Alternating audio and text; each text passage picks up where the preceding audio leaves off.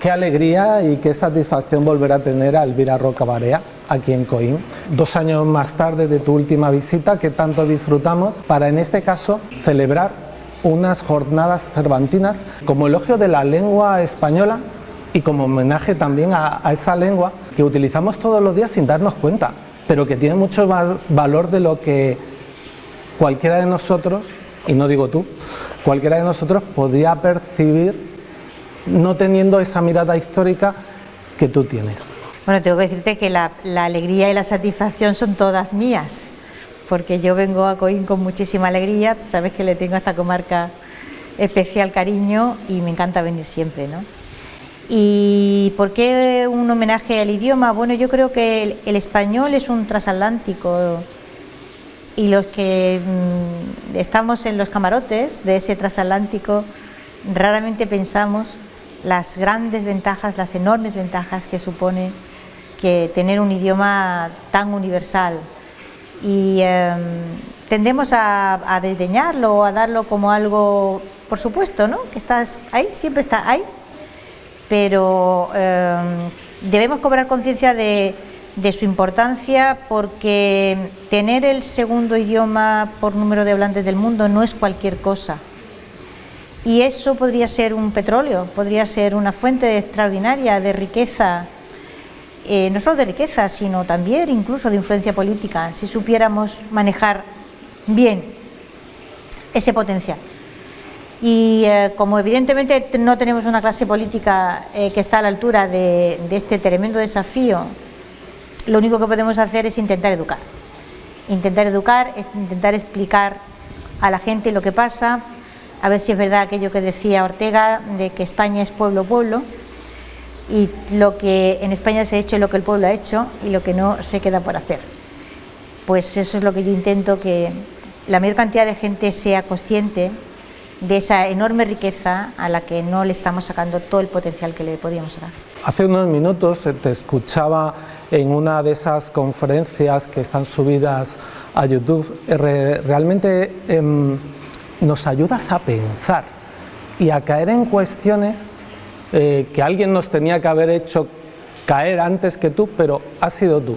Te han acompañado o te están acompañando algunas personas, de hecho tú traes a 2 grandes hombres de la cultura hispanoamericana a estas jornadas y te lo agradecemos infinito, y estas voces nos están ayudando a tomar conciencia de la importancia que tiene. Tú has utilizado un verbo que es podría, a ver si un día deja de ser podría y es.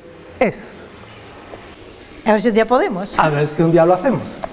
Yo espero que sí, creo que hay que sembrar, ¿no? Y aunque mi generación no lo vea, pero es posible que la generación de mis hijos o de mis nietos sí lo vea. Y creo que tenemos la obligación incluso de sembrar en el desierto. Incluso si no tenemos agua, incluso si no vamos a ver el fruto, porque es muy grande. Es que el español es una cosa muy grande y tenemos que aprender a tratarlo con la importancia que tiene y a beneficiarnos también de tener esa herramienta formidable de comunicación. Quizás con el tiempo consigamos algunas cosas, y eso es lo que yo espero, que bueno, ayudemos a crear una generación que tome conciencia de ese potencial extraordinario y se ponga a trabajar para conseguir cosas que son beneficio de todos, no perjudican a nadie, solo nos benefician a nosotros mismos. Dicen que la unión hace la fuerza. Es una gran verdad. Y quizás sea esa una de las claves de la comunidad hispanohablante, la unión. Y quizá el hecho de que no estemos tan unidos como debiéramos sea la herramienta que han utilizado otros, como tantas veces nos habéis explicado, y eso hay que revertirlo.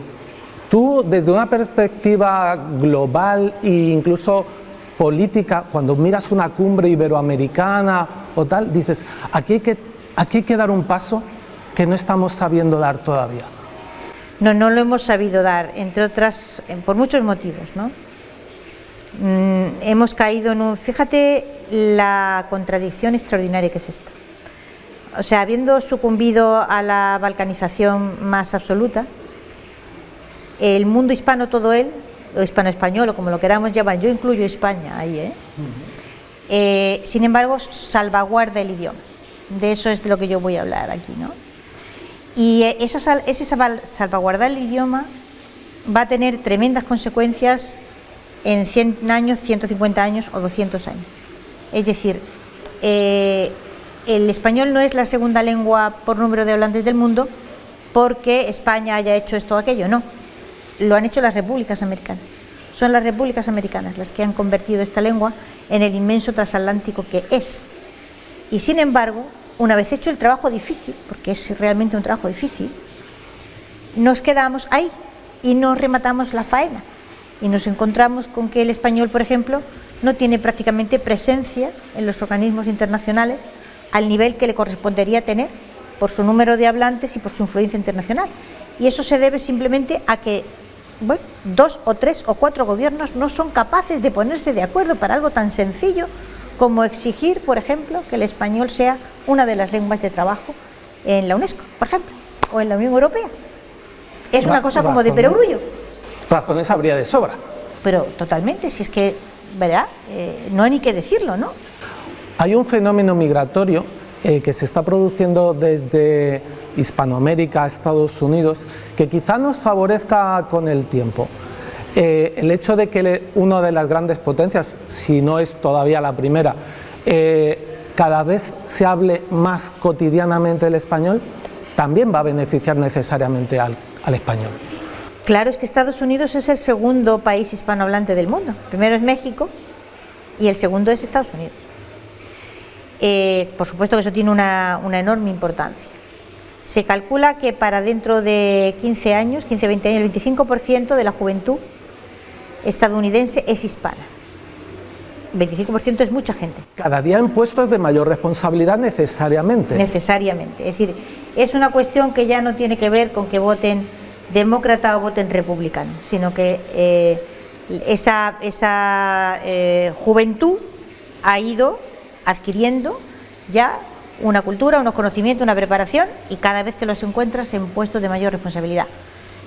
Esto, bueno, pues uno de los mayores y mejores estudiosos de la leyenda negra, Philip Wayne Powell, en los años 70 ya predijo que el futuro de Estados Unidos o era hispano o no era. Es decir, era una cuestión que, bueno, bastaba simplemente con fijarse en las corrientes migratorias y también, en la reproducción, ¿no? En la capacidad demográfica. Entonces, esto evidentemente va a influir muchísimo, ¿no? Pero independientemente de eso, es decir, hay ya cosas que tendríamos que haber hecho, que tendrían que estar hechas ya, y siguen siendo una tarea pendiente, ¿no? Es decir, ¿cómo se armoniza esto de que 20 y tantos países que hablan una misma lengua consigan mantenerla unida sin que dé muestras de ningún resquebrajamiento por ningún sitio? Es una cosa fabulosa, ¿te das cuenta? O sea, el trabajo tan bueno, tan magnífico que se ha hecho ahí, y ahora lo siguiente, que consiste en, bueno, pues vamos a usar esto, ¿vale?, para tener una voz unida en determinados foros internacionales, para conseguir que nuestro idioma se posicione mejor internacionalmente, en fin, en muchos aspectos.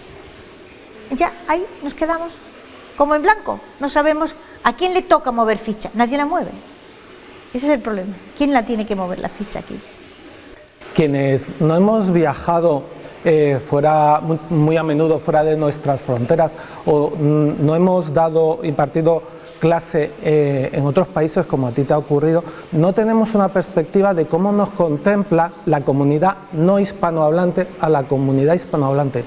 Recientemente escuchaba a una de las personas que has invitado a estas jornadas, a Carlos Leáñez Aristimuño, decir que la percepción del que no es hispano frente a lo hispano es la unidad.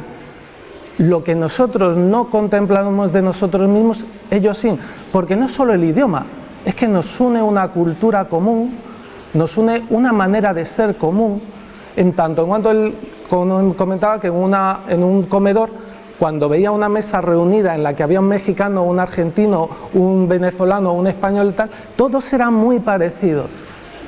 Es que eso es una gran verdad. O sea, visto desde fuera, los hispanos son una sola cosa. y vamos incluidas, nosotros, ¿no? Vamos incluidos nosotros. Es decir, somos nosotros los que percibimos unas diferencias que vistas desde lejos no se ven.